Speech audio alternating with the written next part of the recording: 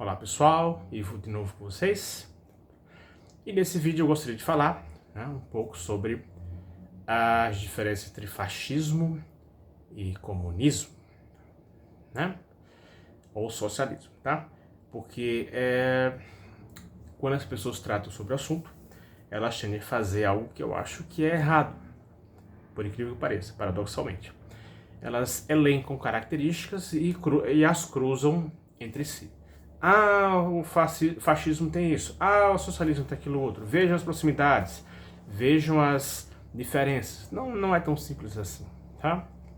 A gente tem que novamente aplicar aqui a arte da abstração, da simplificação adequada, apropriada, tá? Creio eu, tá? E dizer que uma diferença crucial, né? Que realmente vai no núcleo da coisa, no coração da coisa, é dizer que fascismo é conservador. O fascismo é uma revolução conservadora, ou seja, ele se quer uma revolução, mas não é isso que ele efetivamente faz. Tá? Ele é conservador. Tá? Ok? Zizek, por exemplo, diz que Hitler não foi radical o suficiente. Claro que isso é muito problemático, né? Rendeu muitas críticas, ele foi alvejado por críticas, acusações, óbvio. Mas ele estava apenas sendo provocador, né? Ou provocativo. Em que sentido?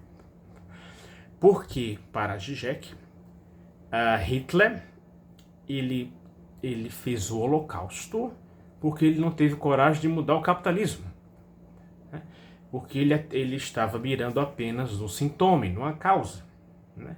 Ele projetava na figura antissemita do judeu, né, a causa, ao passo que ele estava alvejando, atacando o sintoma.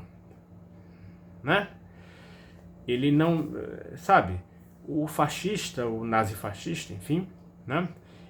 A ideia, qual é a ideia fundamental? Ele quer todos os benefícios da modernidade, ou então do capitalismo, trocando em miúdos, que é o que Frederick Jameson faz, né? Ele chama de modernidade, é basicamente o capitalismo nosso de cada dia, digamos assim, o sagrado, né?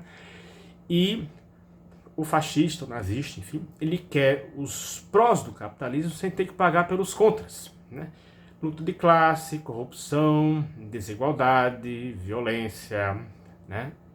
Exploração, alienação, né? Mais-valia, etc, etc. Né?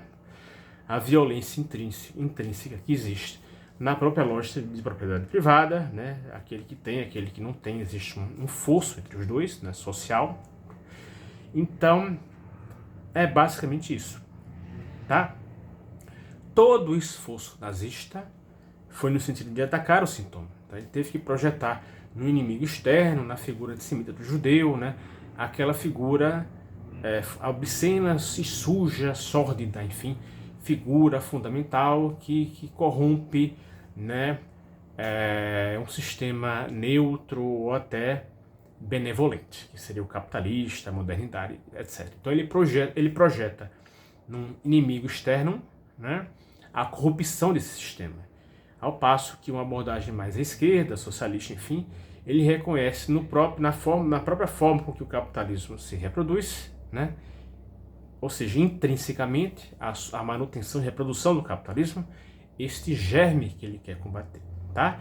Então a extrema-direita, né, acha que o problema está exterior ao capitalismo, né, há um agente externo que o macula, e a extrema-esquerda reconhece no próprio sistema em si, né, o seu próprio inimigo, tá?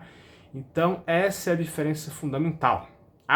O que é absolutamente fundamental. Todo o resto é secundário. Claro que há coisas importantes, mas todo o resto é secundário em relação a essa abstração fundamental, essa simplificação fundamental, tá? Que vai atuar, como eu já disse aqui, como uma espécie de significante mestre, que a gente pega, né, um ou outro ponto, elemento, e aquilo colore toda a nossa perspectiva, né, de realidade.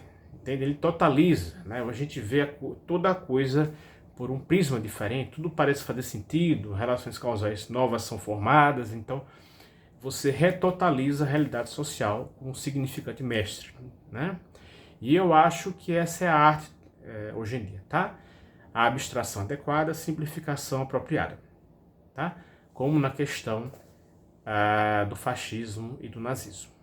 Beleza? Então esse vídeo é para isso, tá? Um abraço.